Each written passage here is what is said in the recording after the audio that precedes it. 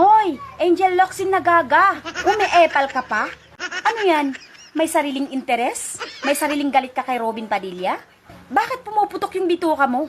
Kapag tawagin ni Robin Padilla ang kanyang sarili na komunista. At saka, wag na wag mong tuturuan si Robin Padilla na manindigan sa tama. Dahil, kahit hindi mo turuan yan, mas magaling pa yan sa'yo. Gaga ka? Iniidolo pa naman kita, Angel Gaga?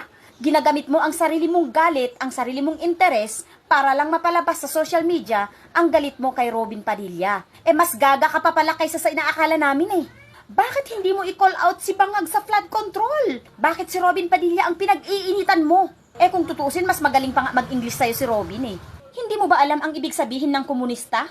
Ang ibig sabihin ng komunista ay pantay-pantay. Di dahil sa galit si Angel kay Robin Padilla kaya sinabi ni Angel kung nasaan si Robin Padilla nang nare-red flag si Angel, sinabi niya yan kasi ang daming paipal ni Robin Padilla noon pa man, kasi galit daw siya sa corruption pero may lumabas na video na corrupt din daw pala si Robin Padilla, yung project niya na Philippine Film Heritage Building, na di natapos, ang kontrata raw ay 150 million pesos.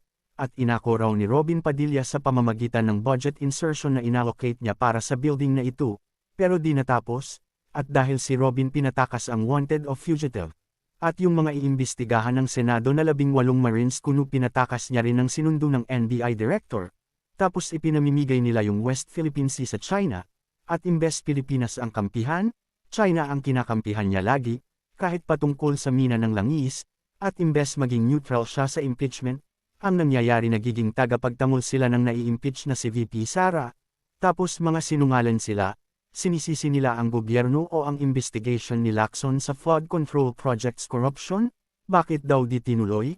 Yun pala ayaw nilang pumirma, kaya nang nag-ala artista sa impeachment trial si Robin Padilla na komunista raw siya, kaya, sinabi ni Angel Locsin, na saan ka noong red tag si Angel Locsin na komunista raw siya? Bakit di niya sinabing di totoo ang paratang kay Angel Locsin, kadikit ni Robin si Duterte? Bakit di nila sinabing hindi totoong komunista si Angel Locsin?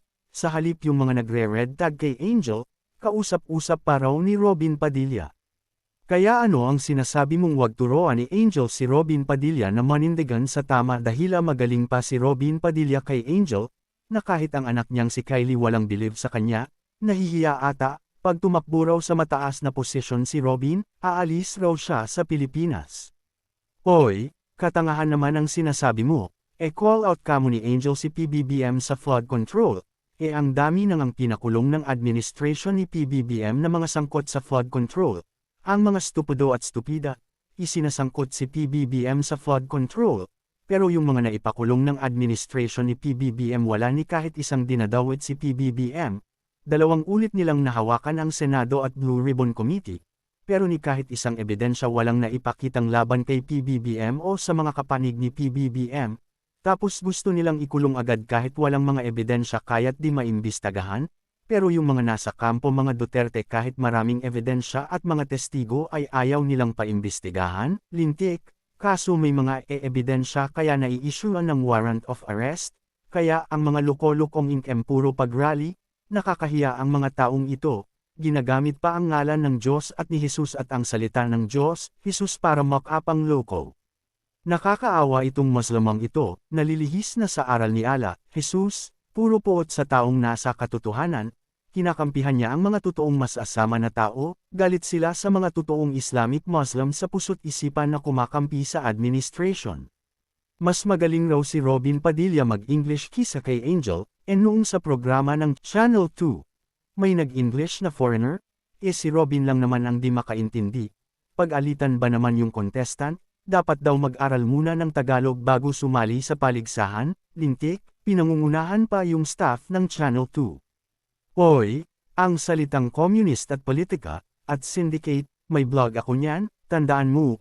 May mga salitang nasisira ang dating dahil sa mga gawain ng tao, at dahil dito nagkaroon ng ibang kahulugan sa mga tao, tulad ng mga kulto o sekta o ibang religion, gumagamit ng salitang mula sa Bible para pamagat ng religion o kulto o sekta nila, tapos nagagamit sa panloloko o kasamaan, kaya't nasisira ang salitang ginamit nila, tulad ng Iglesia ni Cristo ng mga Manalo, nagkaroon ng kahulugan na kulto, tulad ng mga salitang politika at syndicate, nasisira o nagkakaroon ng dagdag na masamang kahulugan dahil sa mga gawain ng mga sa loob nito. Ang komunista ay may mga kahulugan rin na pagsuporta at pagtulong o ang taong gumagawa ng mga ito. Ngunit may mga taong ginamit itong pamagat sa adhikain nilang napasama. Ang tinutulungan nila ang binibigay ay mula sa mga tao na puwersahan nilang kinokolektahan hanggang sa binigyan ito ng kahulugan na pantay-pantay. Nakakatawa mas malaki pa yung kaltas para sa kanila kaysa yung ipinamamahagi nilang kakarampot, na ngayon di na nila magawa kasi binubulsa na nila lahat, tapos puro na kung ano-anong masamang gawain ang ginagawa nila, kaya yung ginamit nilang salita nagkaroon ng dagdag na masamang kahulugan.